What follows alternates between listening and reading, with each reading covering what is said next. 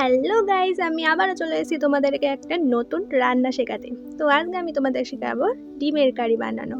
প্রথমেই আমার এখানে ডিম লাগছে কিছু, তারপর আমি ডিমগুলোকে একটা একটা করে খুন্তি দিয়ে কেটে নেবো যাতে ভাজার সময় আমার মুখে ছিটকে না আসে। এরপর ডিমগুলো ভাজার জন্য আমি নুন আর হলুদ মাখিয়ে নেব। তারপর একটা কড়াইয়ে তেল গরম করে ডিমগুলোকে লাল লাল করে ভেজে নেব। এরপর আমার লাগছে পেঁয়াজ কুচি, তো পেঁয়াজ কুচি করে নিয়েছি। এরপর আমি ডিম ভাজারি তেলে জিরে দিয়ে দিলাম। পরে কাটা পেঁয়াজ আমি তেলের মধ্যে দিয়ে দিলাম। পেঁয়াজগুলোকেও লাল লাল করে ভেজে নিতে হবে।